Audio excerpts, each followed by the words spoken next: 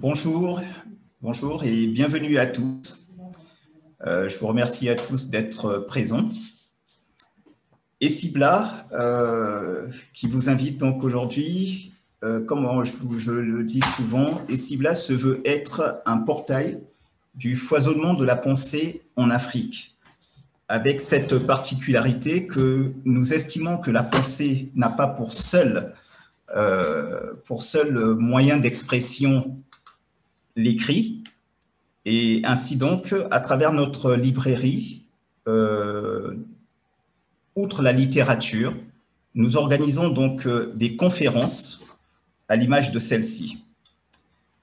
Aujourd'hui, nous allons recevoir Jacques Payon, qui produit une réflexion sur la transformation des produits agroalimentaires et développe une formation sur la création d'unités de transformation des produits donc agroalimentaires.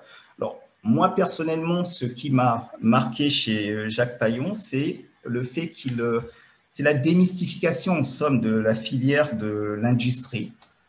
En tout cas, dans ce domaine qui est l'agroalimentaire, c'est cette manière qu'il a de démystifier un peu cette industrie-là. Et comment? Eh ben, en proposant une solution. Et c'est par rapport à cela que j'ai tenu à vous faire connaître Jacques Payon. Et sans plus tarder, je vais donc donner la parole à Jacques Payon. Jacques Payon, je vous donne la parole. Ok, bonsoir à tout le monde, bonsoir à toutes les personnes présentes.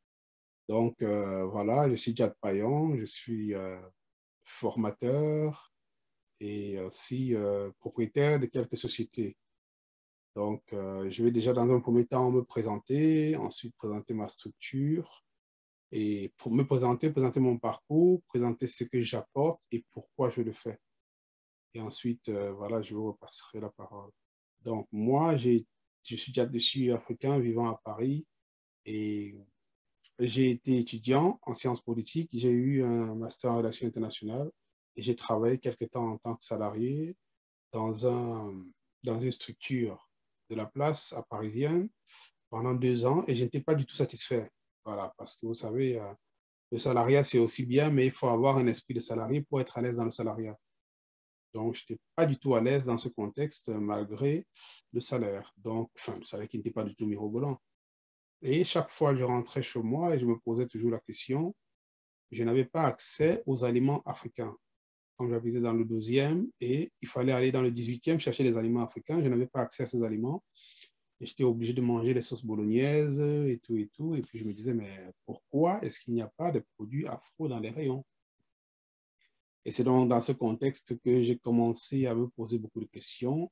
Et là, je me suis approché d'une personne qui donnait des formations théoriques. Donc, j'ai été formateur, j'ai donné des formations théoriques pendant 4 ans. J'ai donné des formations théoriques en Afrique.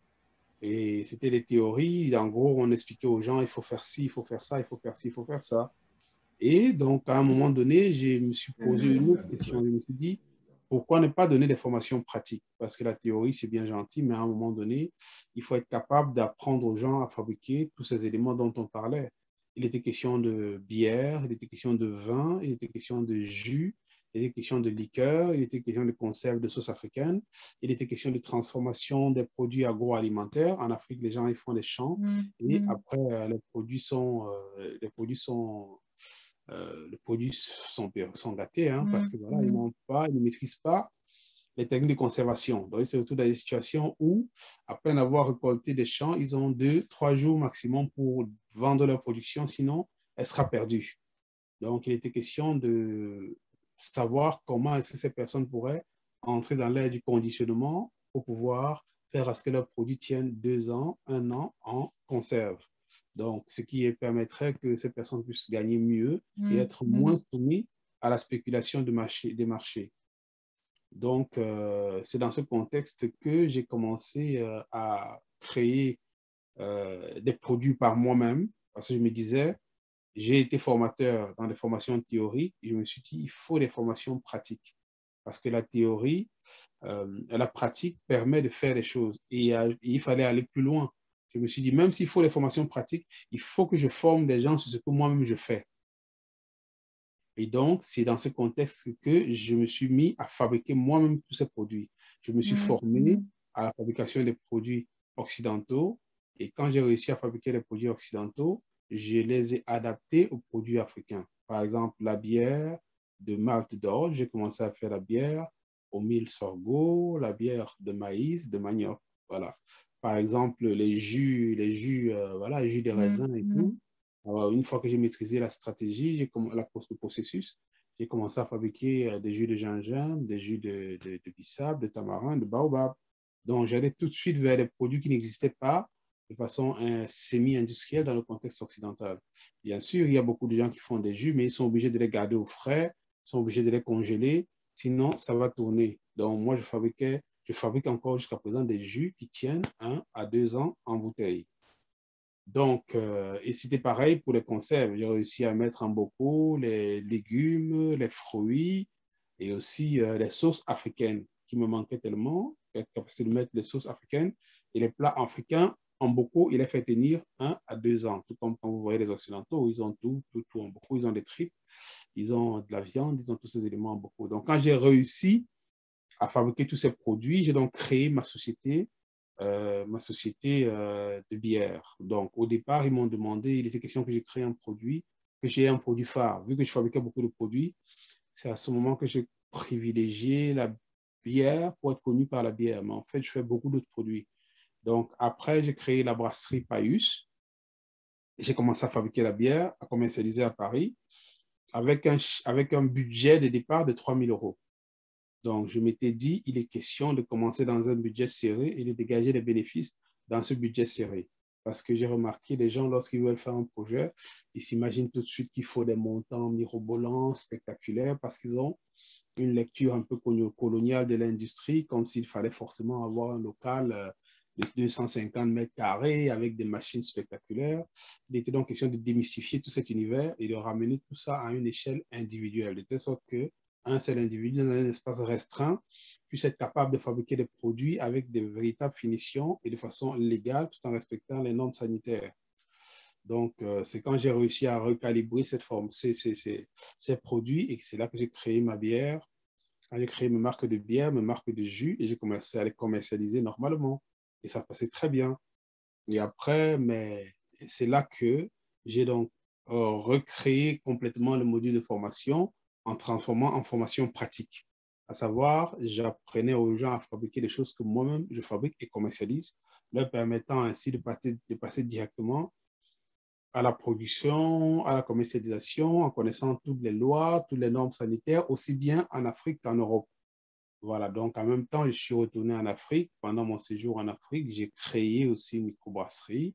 J'ai formé des personnes qui produisent quand je ne suis pas là. Donc en Afrique, nous faisons du vin de raffia, du vin de palme, de la bière au manioc, de la bière au maïs, des sirops, des liqueurs, des jus de gingembre. Voilà, donc beaucoup de produits. C'est infini, les choses, nombre de choses. Et en plus, en Afrique, nous avons donc créé une petite brasserie, enfin plutôt, on va dire une sorte de bar ou plutôt un concept store. Donc, c'est une sorte d'espace où il y a uniquement des produits 100% made in Cameroun ou avec 4 tables en terrasse où les gens peuvent se poser et déguster nos productions. Donc, voilà donc ce que je fais. Et dans le cadre des formations, j'apprends aux gens à faire exactement comment je fais avec un petit budget pour en arriver à produire et à commercialiser. Pareillement sur Paris, j'ai ouvert un restaurant dans le 12e, restaurant-bar, qui est une vitrine pour mes produits, qui est une vitrine pour toutes les bières, les jus que je fabrique, le vin, les liqueurs. Les gens peuvent venir se poser, déguster, et puis aussi un espace événementiel où d'ailleurs beaucoup de panafricains se rencontrent très souvent et ils ont leurs petites habitudes. C'est dans le 12e au métro d'Aubénil et ça se passe très très bien avant le confinement et on va bientôt relancer encore dès que le confinement sera cessé. Donc, je produis, je commercialise, j'apprends aux gens comment produire et comment commercialiser à de petites échelles des produits, pour la plupart africains. Parce que moi, je privilégie les produits qui n'existent pas encore sur le marché. Donc, dans le cadre de l'Europe, je veux plutôt accompagner les gens et les conseiller des produits qui n'existent pas. Tu ne vas pas venir, je ne peux pas venir en Europe apprendre aux gens à faire des jus d'orange.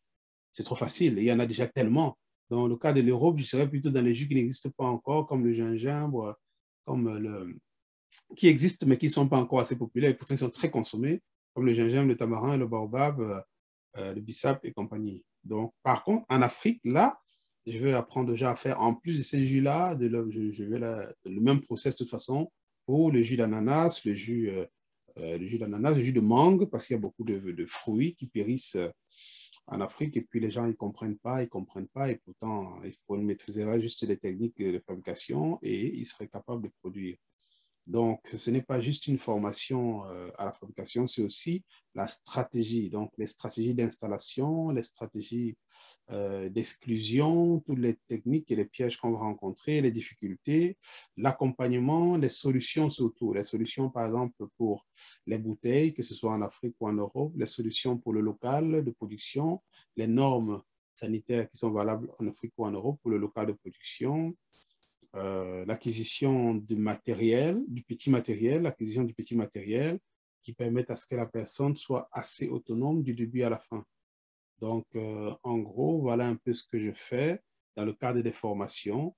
Et je fais des tournées de formation en Afrique et aussi en Europe. Donc, j'ai des étapes où je viens et je rassemble des personnes qui sont intéressées, qui sont inscrites à la session de formation.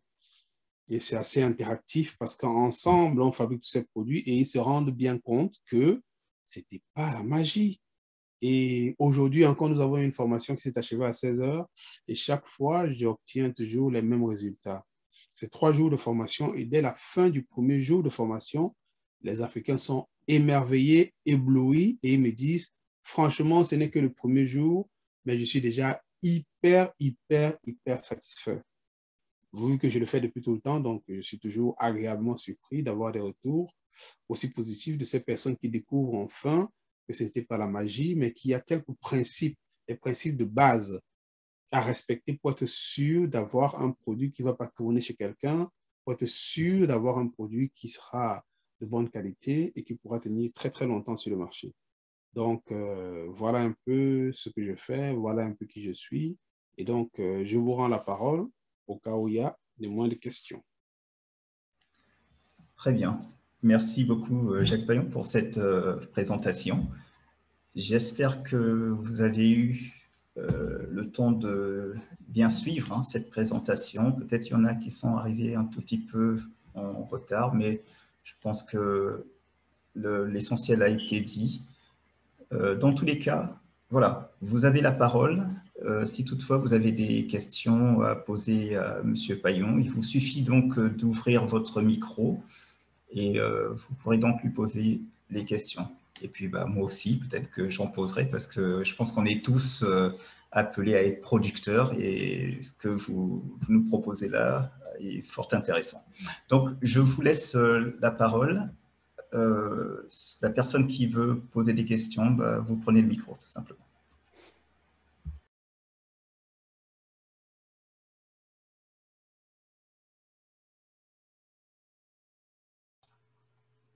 Bonsoir. Bonsoir. Oui, bonsoir et merci. J'ai pris un peu en retard, donc je n'ai pas vu écouter le début, mais bon, je remercie, je ne sais plus le nom de l'invité. Jacques Paillon. Jacques Paillon. Oui. Et oui, ma question, ouais, c'est intéressant. Je sais que ce que vous nous présentez, c'est vrai que nous qui sommes ici en Europe, au lieu de faire des petits boulots pour se casser le dos et tout, c'est quelque chose vraiment qui pourrait être intéressant pour nous. Moi, je travaille dans le social, donc j'ai l'habitude de côtoyer beaucoup de femmes dans le quartier qui ont envie de faire quelque chose. Et je pense que c'est quelque chose qui peut vraiment être à la portée de beaucoup de femmes quoi, dans les quartiers et qui pourraient, au lieu d'aller, comme je dis, et puis laisser les enfants traîner et tout, mais je pense que c'est vraiment une bonne idée. Moi, j'ai plutôt envie, ma question, c'est savoir quel est le prix de la formation. Parce que c'est mieux de faire la formation et peut-être une fois là-bas, on pourrait voir les coûts du matériel, enfin, toutes les stratégies que vous avez développées. D'accord, nous avons deux. Oui, finissez, je vous écoute. Hein? Finissez, je vous écoute pour votre question. Oui, oui, non, je suis déjà convaincue, hein. Ma question, c'est vraiment les formations, c'est quand, et puis le coût. D'accord. Donc, une petite seconde.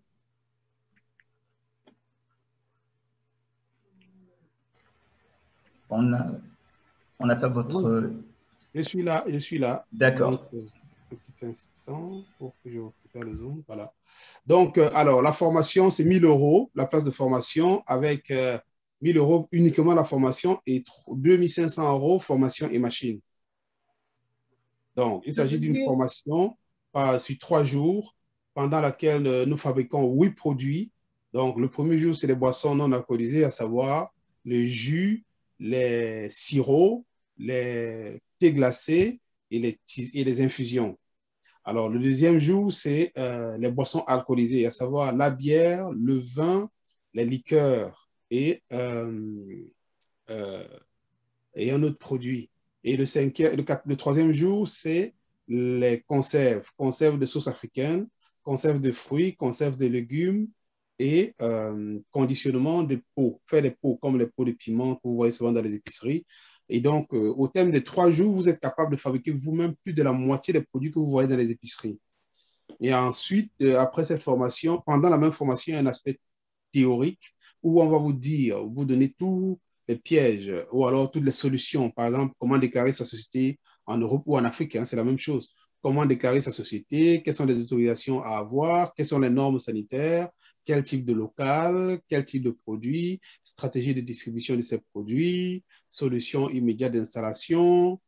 Et voilà. Et aussi, après la formation, nous vous mettons à disposition, vous ramenez une clé USB dans laquelle on vous met des documents pour une capacité de 200 produits. Donc, non seulement on vous forme sur la fabrication de 8 produits, mais on vous donne 200 autres produits, à savoir les farines, les stratégies au niveau de l'agriculture, de l'élevage, pour ceux qui sont en Afrique, de la fabrication du ketchup, des mayonnaises, tous ces petits produits jusqu'au biogaz. Donc, c'est 1 000 euros la formation et 2 500 euros formation plus la machine, à savoir que c'est des machines qui vous permettent de fabriquer la bière, le jus, les liqueurs et les conserves, les sirops, mais pas le vin. Pour le vin, à ce moment, c'est 3 000 euros. Pour formation, 1 000 euros, machine, 2 000 euros. Voilà. Donc, les prochaines dates pour Paris, ça sera en mai, avril-mai. Ça sera le premier week-end de mai. Et ça sera aussi à Abidjan le 17 mars, il y a quelques jours, dans une semaine. Quand vous dites que la formation avec machine, ça veut dire... Formation, 1 000 euros, machine, oui, 1 500 euros. Oui, Oui, c'est parce qu'on va être sur la machine, quoi.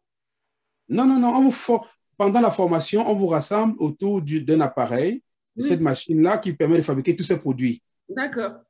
Donc, si vous voulez, vous payez vos frais de formation et vous déposez l'argent pour les machines. Après la formation, on calibre toutes ces machines qu'on vous revend et vous repartez avec. Je repars avec la machine. Oui, après la formation. Donc, le coût de machine, c'est les 1 500 euros. 1 500 euros pour la machine qui fait la bière, le jus, les conserves, les sirops, les liqueurs, mais pas le vin. 2 000 euros pour la machine qui fait la bière, les jus, les conserves, les sirops, le vin et tout ce qu'on va fabriquer. Et quand vous versez votre argent, on prépare déjà les machines avant. Donc, pendant la formation, on vous montre avec mes machines à moi comment on utilise les machines et après la formation, vous repartez avec vos machines ou alors on vous les fait livrer en Afrique. Moi, je livre les machines en Afrique pour les personnes qui ont suivi la formation en Afrique et après, ils passent leur commande. Waouh! Mais ça veut dire que nous qui sommes ici, parce que moi, j'habite à Poitiers, est-ce qu'on peut avoir des aides, justement? Est-ce qu'il y a un dossier à monter pour solliciter des aides pour entrer en formation? Alors, pour les aides, j'ai approché les structures qui peuvent financer les formations. Ils ont trouvé que notre contenu était beaucoup trop dense. Voilà. Ils ont dit qu'on devait réduire le contenu, à savoir donner uniquement les jus pour 1 000 euros. D'accord. Voilà. Donc, c'est soit vous attendez que que les accords, qu'on finalise le processus avec eux, à ce moment, vous pourrez avoir les formations totalement financées et ça vous coûtera toujours 1 000 €. Ça sera uniquement un seul produit. Ça dit uniquement le jus et rien d'autre. D'accord, ok. Voilà. Donc, c'est une stratégie pour vous. C'est une très bonne stratégie. Pourquoi? Parce que j'ai dit toujours aux gens de prendre le temps de chercher à comprendre la valeur du contenu. Rien que la fabrication des jus, vous êtes déjà à 1 500 €. Rien que la fabrication du vin, vous êtes à 3 000 €. La fabrication des liqueurs, vous êtes à 900 €. Donc, chaque produit, vous ne verrez jamais une formation où on donne tous ces produits-là. Donc, c'est en Europe, en tout cas, vous avez autant d'endroits que de formations et les formations les moins chères sont à 1 500 € pour un seul produit. Et donc, moi, je rassemble 8 produits pour 1 000 € pour les personnes que je conseille généralement. Et généralement, les gens qui viennent se former, c'est des gens qui ont déjà un peu le pied à l'étrier. Vous voyez? Donc, c'est souvent des commerçants qui se rendent bien compte que si eux-mêmes ils lancent leur marque de jus, ça va aller beaucoup plus vite que si eux-mêmes lancent leur marque de vin, de bière ou de boisson, ça va aller beaucoup plus vite. Vous voyez? D'accord. Donc, eux, ils saisissent tout de suite l'importance et la richesse du contenu. Voilà. Donc, c'est un peu ça. Non, mais écoutez, c'est intéressant. C'est intéressant, mais en tout cas, merci. Merci à vous, madame. Merci beaucoup, Solange, pour ta question. Quelqu'un d'autre aurait-il une question? Moi, j'ai une petite question, moi. Je t'en prie.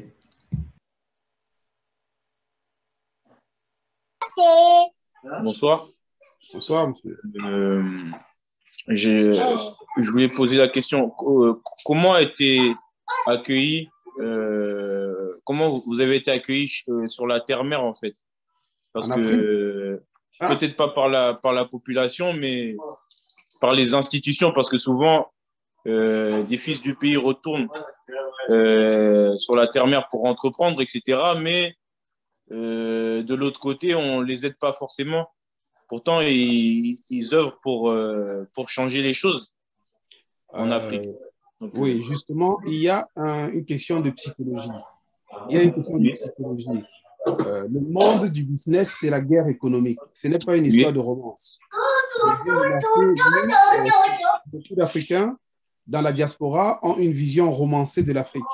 Hein? D'accord. C'est un champ de bataille. Ce n'est pas une histoire d'amour. Et lorsque vous décidez de chercher de l'argent, lorsque vous décidez de faire de l'argent, vous entrez en guerre. Et quand on dit entrer en guerre, ça veut dire élaborer toutes sortes de stratégies et ne pas attendre que l'on vous caresse dans le sens du poil. D'accord. Quand je suis retourné en Afrique, je ne m'attendais pas à ce qu'on me traite bien. Oui. Quand je rentre en Afrique, je ne m'attends pas à ce qu'on me traite bien. J'élabore mes propres stratégies pour atteindre mes objectifs. J'élabore mes stratégies pour atteindre mes objectifs. Quand j'arrive, je pose des questions. Qu'est-ce qu'il y a à faire? Je m'en vais. Je fais croire aux gens que j'ai été rapatrié d'Europe, qu'ils ne me voient pas comme quelqu'un qui vient avec des sacs d'argent. D'accord. Je ne pars pas en donneur de leçons. Donc, je m'éloigne de la famille. Je prends un meublé et je reste pour réfléchir tout seul, tranquillement. Je prends le temps de connaître les personnes, de choisir. Il y a toujours des gens malhonnêtes partout, que ce soit en Afrique ou en Europe. Je prends le temps d'observer l'univers, le paysage, comprendre ce que j'ai envie de faire. Ensuite, j'élabore ma stratégie, je vais déclarer ma société, je crée quelque chose de petit. Il ne faut pas investir trop d'argent en début d'activité. Je gère avec beaucoup de rigueur et au fur et à mesure, les choses se font. Et il y a des obstacles, il y a des pièges partout. Partout.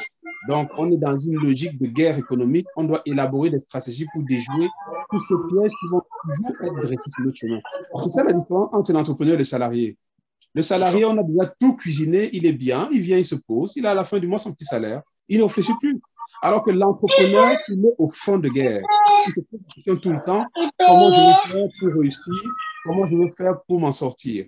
Donc, l'Afrique, ce n'est pas un endroit de romance, c'est un champ de bataille 2 fois plus solide que l'Europe, parce qu'en Afrique, ce n'est pas les Africains qui contrôlent. Ce ne sont pas les Africains qui contrôlent le paysage économique. Les Africains eux-mêmes sur le paysage économique sont à la 4e position. Au début, vous aurez les colons qui contrôlent tout. Ensuite, vous avez les grandes fortunes des Libanais. Ensuite, vous avez les Indiens. Ensuite, vous avez les grandes fortunes comme Dangote. Ensuite, seulement, vous avez les nationaux. Et il faut déjà comprendre cet univers. Après, maintenant, vous choisissez le domaine dans lequel vous allez vous lancer et vous attaquer en douceur, de telle sorte qu'on ne vous voit pas venir, sans crier gage. Voilà. Et après, vous faites ce qu'il y a à faire en renversant toutes les barrières. Parce que je vous donne un exemple. Quelqu'un qui sait qu'il va en guerre, il s'attend à recevoir des coups. Il s'attend parce qu'on lui ouvre des portes. Donc, il est prêt. Mais quelqu'un qui va dans un film romantique, dès qu'on le déçoit, ça y est, il ramasse ses clics et ses claques, il rentre en Europe totalement déçu. Vous comprenez? Donc, que ce soit en Afrique ou en Europe, l'instinct de guerrier d'abord. C'est d'abord l'instinct de guerrier. Parce que même en Europe, lorsque vous voulez faire quelque chose, il y a des gens qui vous disent, oui, mais tu as ton CDI, tu es tranquille, pourquoi tu veux lâcher ça pour faire ci? Oui, tu avais un bon salaire, oui, reste tranquille, oui, fais pas ci. Ils sont pas méchants. Ils sont pas méchants, ils veulent nous protéger.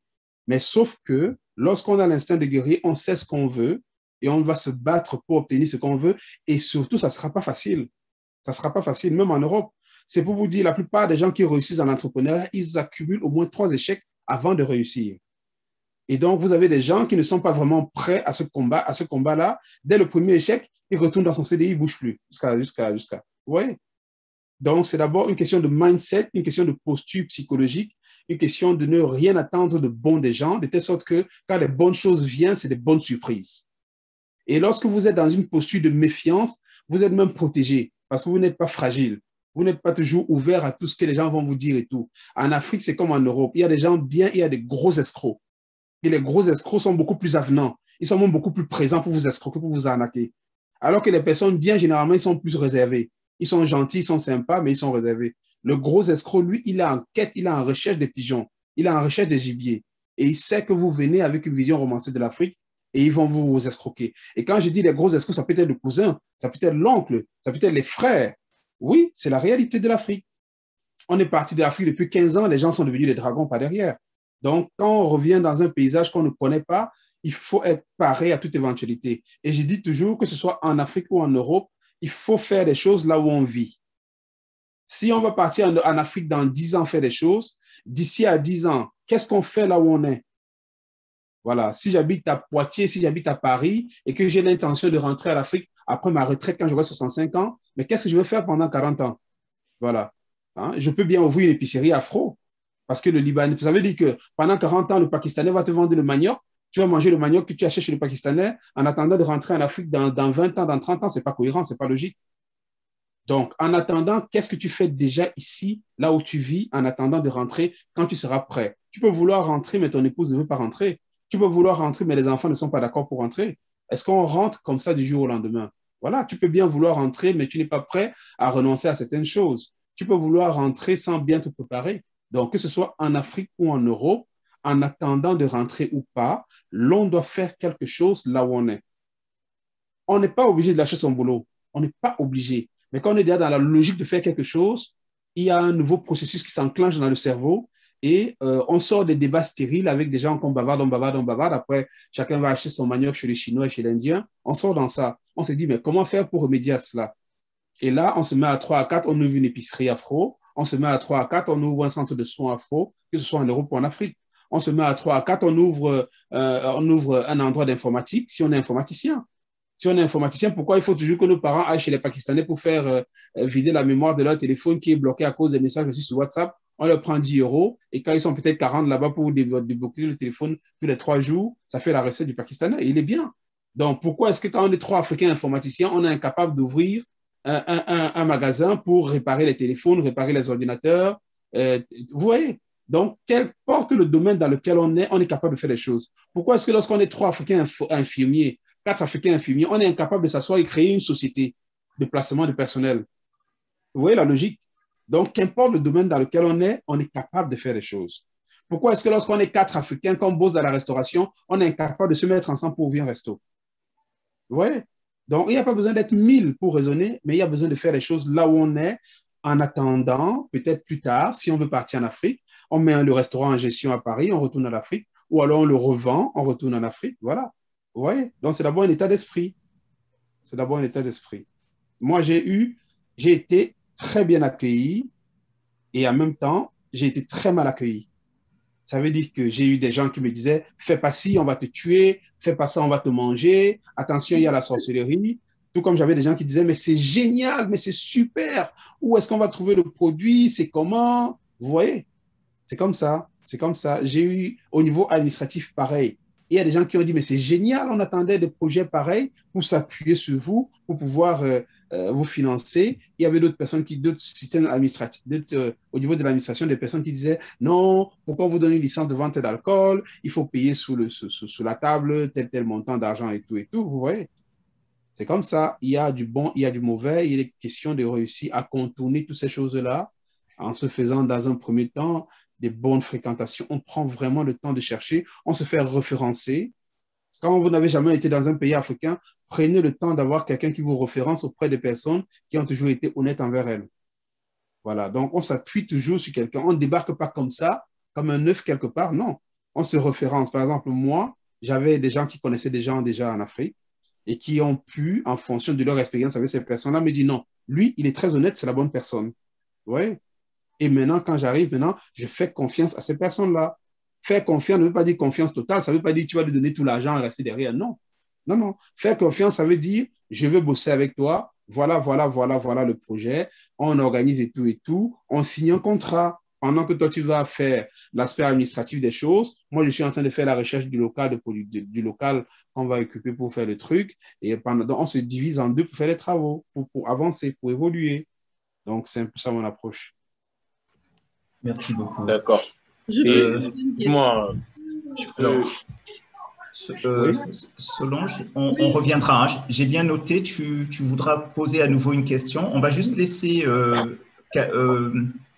Serge finir, mais on reviendra vers toi, Solange. Merci. Moi, c'était tout simple. Je voulais juste demander si ce mindset-là, il est présent dans la formation, parce que franchement, cet esprit guerrier, là, comme il a dit, c'est très important. Et souvent, comme il a dit, on enjolive certaines choses. On croit que, comment dire, on a une vision, une mauvaise vision en fait de l'entrepreneuriat en Afrique. Enfin, en tout cas, qui n'est pas cohérente en tout cas. Oui. Et quand on est face à des choses qui font mal, on abandonne directement. Donc, il faut préparer les gens qui veulent entreprendre à faire face à tout cela. Absolument. Est-ce que dans la formation, il y a ça? Absolument. Une formation pratique et théorique où on inculque cet état d'esprit. Parce que lorsqu'on vous enlève les illusions et on vous fait comprendre que vous êtes appelé à être un guerrier, que ce soit en Afrique ou en Europe, le combat est le même. Hein. Moi, je suis brasseur. J'ai été avec mes bières dans des restaurants africains qui ont refusé de prendre mes bières. En Europe, hein, je ne parle pas d'Afrique. J'ai été dans des restaurants africains qui ont pris mes bières, qui ont vendu, mais qui n'ont jamais payé. Vous comprenez?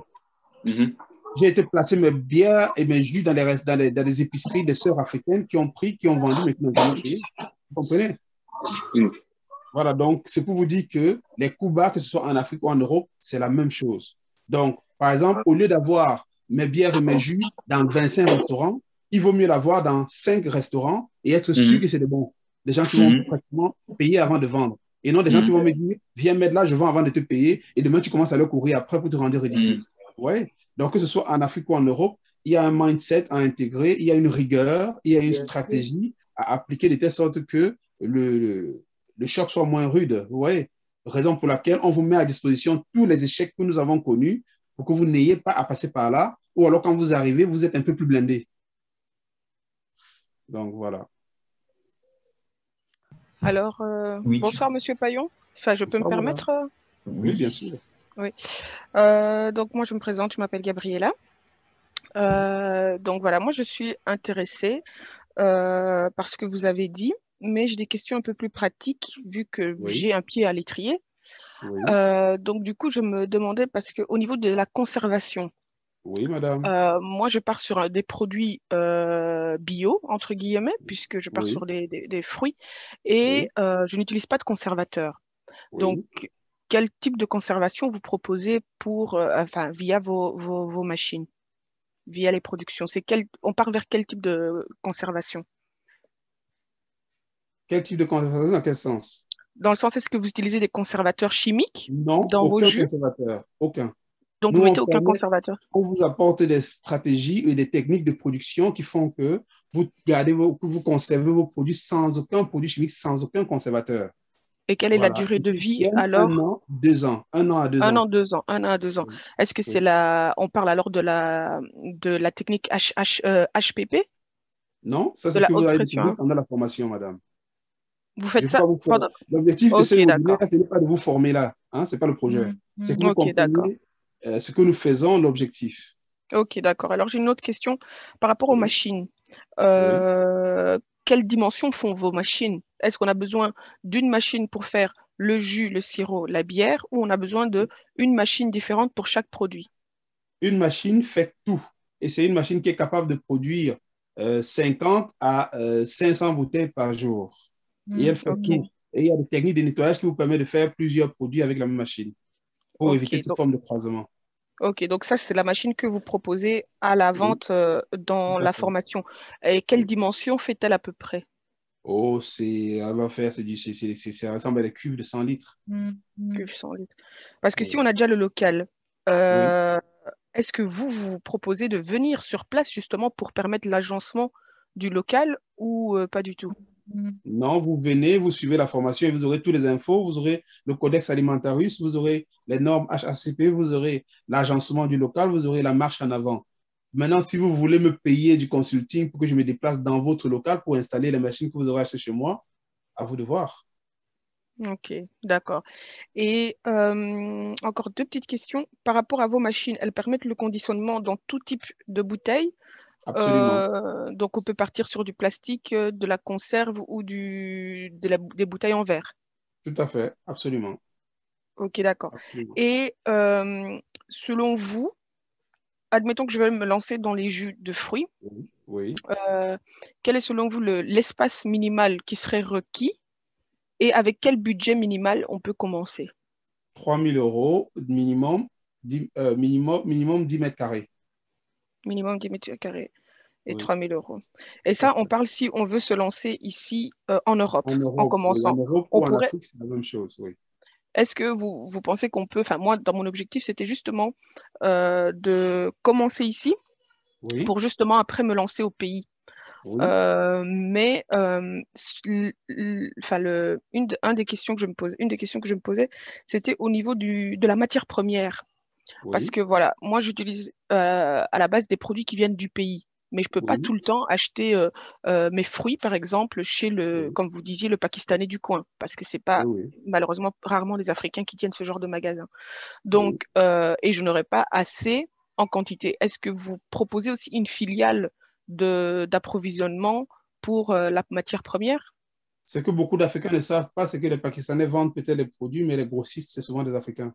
Donc, nous Oui. traitons directement avec des grossistes africains qui apportent les produits en conteneurs, en palettes entières et qui nous font des prix défiant toute concurrence. Par exemple, Donc, pour vous le cas connaissez du ce gingembre, marché. oui, nous connaissons, nous maîtrisons. Par exemple, moi, j'estime que ce n'est pas nécessaire de faire venir du gingembre d'Afrique si on peut trouver la boule de gingembre de 400 grammes à 1,50 € en plein Paris. Alors que le Pakistanais, lui, va aller acheter la boule à 1,50 € qui va revendre à 2,50 €, 2 euros. Vous voyez? Donc, nous, on traite directement avec les Africains grossistes qui ont déjà un réseau de conditionnement qui permet de nous apporter la matière première ici, directement. Ok. Et est-ce qu'une fois que on ait suivi la formation, ou alors, enfin, moi j'ai déjà mon produit qui est existant, Oui, mais c'est vrai que là, du coup, ça m'inspire peut-être pour d'autres produits que je oui, voudrais conditionner. oui, Mais moi, j'ai fait justement tester mon produit en laboratoire pour avoir oui, justement une étiquette des ingrédients, ce qui est la norme ici en Belgique obligatoire lorsque l'on veut oui, commercialiser un produit dans les normes. Est-ce que d'accord. vous donnez aussi la filière dans votre formation pour ça? La Ou filière, dans quel sens? est-ce que comment on fait? Parce qu'aujourd'hui, je fais un produit avec vous. Je Ah, décide de faire je vous un. comprends très bien. Bien Oui. sûr, c'est ça l'objectif de la formation. On forme du début à la fin. On vous donne tous les contacts des structures d'analyse et avec les stratégies d'approche.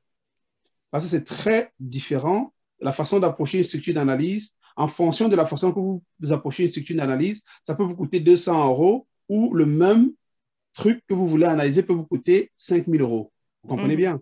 Voilà, donc Effectivement. nous, on met à disposition la stratégie d'approche des structures d'analyse pour pouvoir obtenir vos DLC et vos analyses nutritionnelles bien comme il faut. C'est l'objectif de la formation. Quand je dis il y a une partie pratique et une partie théorique, dans la partie théorique, on vous met à disposition tous ces éléments. Ok. Moi, étant en Et Belgique, vous connaissez ce n'est aussi? pas qu'en Belgique, ce n'est pas qu'en Belgique, c'est aussi en France, hein, pour mettre un Ok, produit en d'accord. C'est rayon. la même Il y a chose. des normes, il y a des règles, c'est les mêmes règles, c'est des règles européennes hein, qui sont aussi valables. Voilà, donc on met à disposition des structures d'analyse, que ce soit en France ou en Belgique. Effectivement. Ok. Donc pour suivre la formation, il faut aller en France alors. Absolument, madame. Ok, d'accord. Et votre brasserie que vous tenez dans le 12e arrondissement, avenue Le Molil, c'est ça, métro Le Molil, comment ça Non, s'appelle? pas du tout. C'est Ah, j'ai mal compris. Doménil, c'est là où se tient la formation. C'est ma structure. C'est là où se tient la formation à Doménil. Ah, et votre restaurant s'appelle comment? Ça s'appelle Payus. P-A-Y-U-2-S. P-A-Y-U-2-S. P-A-Y-U-2-S. C'est aussi le nom de ma brasserie. Ok, Voilà. d'accord. Merci. Merci aussi à toi. Solange, merci. Je pense que tu voulais poser une question. Parce que je voulais poser une question. En vous écoutant, Monsieur Payan, je pensais justement, parce que ce que vous faites, pour le moment, vous êtes, je ne sais pas comment vous arrivez à vous départager par rapport à toute votre activité, mais est-ce que vous avez dans votre volet la formation des formateurs? Ça veut dire que moi, par exemple, j'ai envie de me former avec vous parce que vous savez que des femmes qui veulent entreprendre parfois, elles ont du mal avec la théorie. Et est-ce que vous avez à l'idée justement d'avoir des relais qu'on pourrait continuer à travailler avec vous, mais vous formez des personnes qui sont des formateurs. C'est-à-dire, moi, je vais me former chez vous, mais je vais être une formatrice justement pour aider à créer des coopératives avec des femmes dans les quartiers. Est-ce que vous... Parce que je pense que ça pourrait être intéressant pour nous de monter peut-être un projet, demander de soutien auprès des collectivités. Et voilà, c'est une idée qui m'est venue comme ça et je vous pose, je ne sais pas si c'est l'UFOC ou voilà. J'entends rien. J'entends rien. J'entends rien. Allô? J'entends rien. Allô? Allô? Oui, là, je vous entends. Voilà, je vais vous expliquer comment ça se passe pour ces cas de figure. Oui. Par exemple, là, je suis en train d'aller à Abidjan pour former justement une coopérative. Donc, le moment venu, vous rassemblez vos gens, vous organisez la formation et je viens donner mon contenu. Vous comprenez? D'accord. Voilà. Donc, si vous rassemblez un groupe de personnes, ou que ce soit, à ce moment, c'est moi qui me déplace. D'accord. Je me déplace, je viens donner mon contenu et je m'en vais. OK. Voilà. OK. Et quand vous venez, le prix ne sera pas pareil. Aussi, madame, si. Parce que non seulement je transporte mon matériel et je vous ai expliqué le contenu, la densité du contenu. J'espère que vous avez suivi au départ. Voilà, je vous ai expliqué le contenu, la densité du contenu. On est parti sur 8 produits pour 1 000 € et non pas un produit pour 1 000 €. Comprenez bien? Voilà. Donc, je me déplace avec mon matériel, je m'occupe de tout, et je donne mon contenu. Après ça, je m'en vais. D'accord. OK. Voilà, madame. Merci. Je vous en prie. D'accord. Monsieur Payan, par rapport, j'ai une question par rapport à la fabrication du vin. Oui. Est-ce que le vin, l'idée c'est de fabriquer du vin donc avec également tous les produits, parce que tout de suite quand on voit vin, on pense tout de suite voilà, raisin et autres, mais est-ce que justement votre idée c'est de nous faire comprendre qu'on peut aussi faire du vin avec autre chose? Alors, je vais vous répondre avec par 2 phrases. Hein. Les Européens fabriquent du chocolat, n'est-ce pas? Est-ce que vous avez déjà vu un cacaoyer en Europe? Bien entendu, non. Voilà, donc vous avez déjà la première réponse à votre question. Absolument. Voilà. Deuxième phrase avec laquelle je vais vous répondre. Lorsque vous allez dans un supermarché et que vous regardez les vins, vous voyez bien que les vins, c'est à base de tout fruit et non pas forcément du raisin. Voilà la deuxième réponse à votre question. À partir de là, vous comprenez le reste. Absolument. Voilà. Et je vous remercie pour cette réponse. Je vous en prie. Je vous en prie. D'accord. Donc voilà, est-ce que quelqu'un d'autre aurait une question éventuellement? Moi, j'avais encore une question. Oui, madame. Euh, oui, je voulais savoir, est-ce que par hasard vous proposez aussi, parce que là on a parlé que de produits liquides, donc Oui. jus, vin, bière, est-ce que vous proposez aussi justement la fabrication et conservation de produits plutôt alimentaires?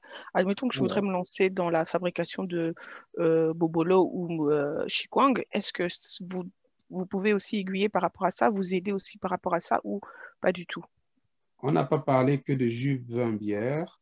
On a dit jus, vin, boisson non alcoolisée, à savoir jus, sirop, thé glacé, tisane, infusion.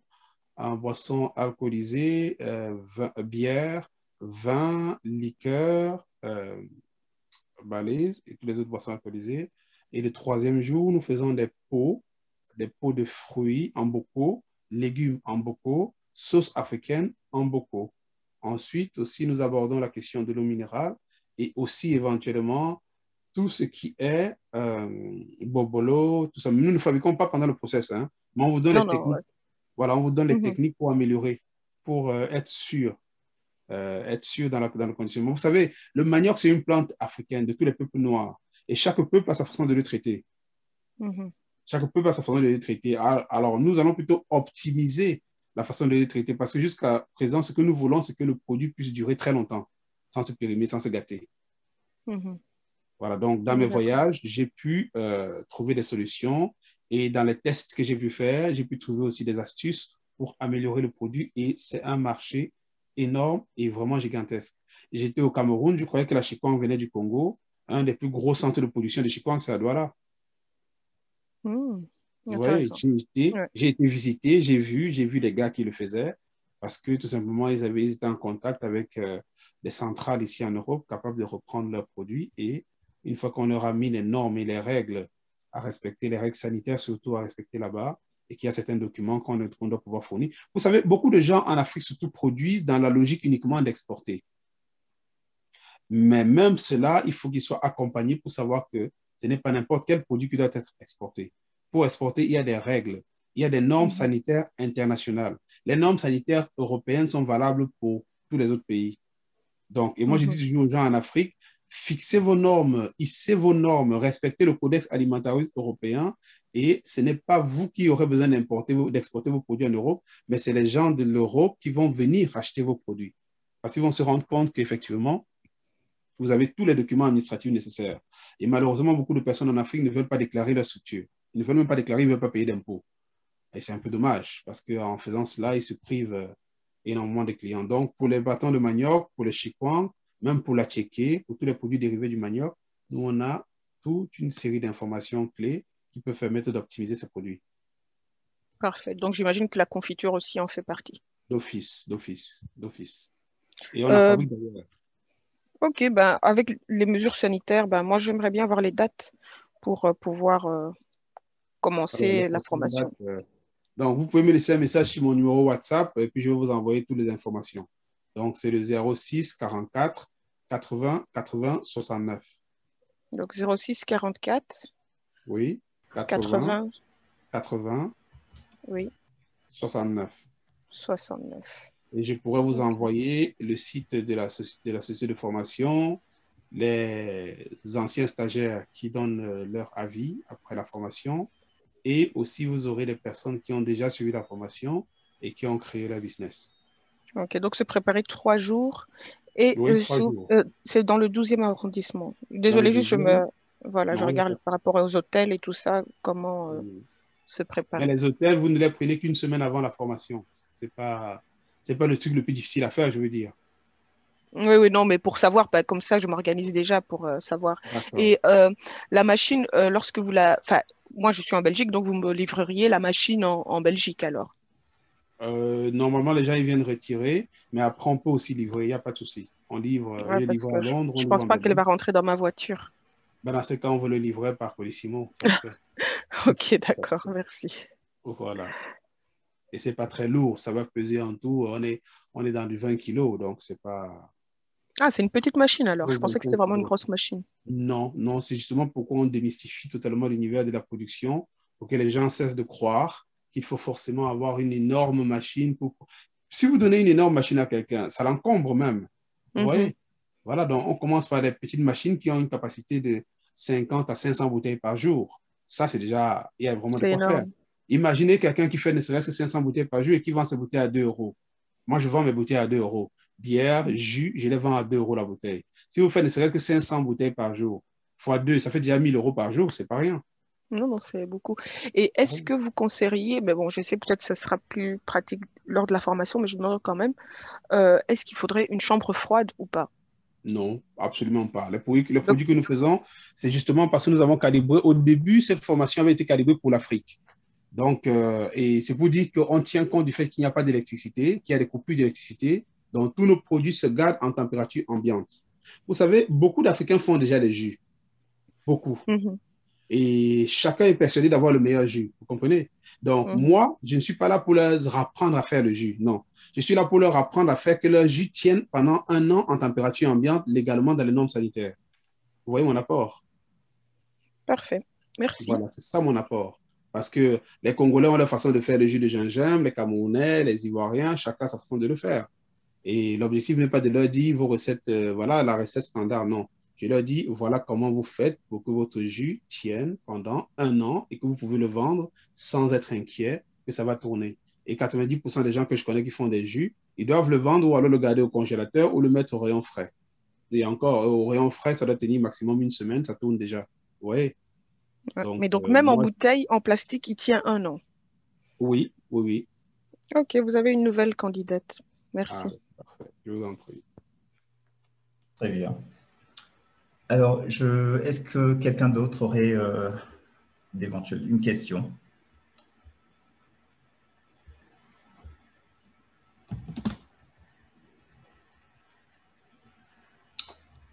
Bon. En tout cas, je pense que l'essentiel a été dit. D'accord. L'essentiel a été dit et on va pas, de toute façon, on arrive bientôt au terme de l'émission. Monsieur Paillon, en tout cas, voilà, merci énormément. Merci énormément d'avoir été disponible. Merci et évidemment, également merci aux personnes qui ont été présentes et qui ont osé poser des questions. Et j'espère en tout cas que les réponses de Monsieur Paillon vous ont satisfait. Dans tous les cas, Monsieur Paillon, je prendrai vos coordonnées et je ne manquerai pas donc de les transmettre donc à toutes les personnes. Peut-être même, il y a des personnes qui ont peut-être des questions et qui viendront ultérieurement et pourront toujours revenir vers vous donc, pour poser ces questions. Donc, je ne manquerai pas de donner toutes ces informations à ces personnes. Ok. Voilà. Pardon, je voulais juste je t'en prie. Poser la question par rapport à la maintenance, par rapport à cette machine. Non, si jamais pas... ça tombe en panne. Non, c'est pas un truc électrique, hein, c'est un truc mécanique, c'est un truc manuel. Ah. Non, c'est pas compliqué. On vous montre comment la monter et comment l'utiliser. Ce n'est pas électrique, pas électronique du tout. D'accord. On peut même la récupérer, être en brousse et fabriquer ces produits en brousse en Afrique. Wow. Ouais. Ça peut marcher avec du feu de bois, comme ça peut marcher avec du gaz. Voilà. D'accord. Ok. Vous n'avez pas beaucoup parlé de mil, de petits mil, parce que moi, je suis originaire du Tchad. On fait notre alcool avec du boisson de mil. Si. Oui, j'ai dit la bière au millet. Mil sorgho. Oui. Ouais, de la bière. Oui, la bière au mil sorgho. J'ai même une marque de bière au mil sorgho que j'ai nommée Dogon. D'accord. Ok. Ben, le tout, il faut que j'ai l'argent, comme ça, de toute façon, j'ai vos contacts et moi, je suis déjà convaincue. Hein. Il y a mon fils qui fait du jus, malheureusement, il n'a pas pu suivre, mais si jamais il y a possibilité, je vais le connecter avec vous parce qu'il a déjà son restaurant, il fait un peu du bricolage, hein, du gingembre et du bissap. Mais ben, lui, je pense qu'il a plus... enfin, il est déjà dedans, donc il pourrait, je le pousserai vraiment à y être, quoi. D'accord. Merci beaucoup. Merci à vous, madame. Merci. Okay.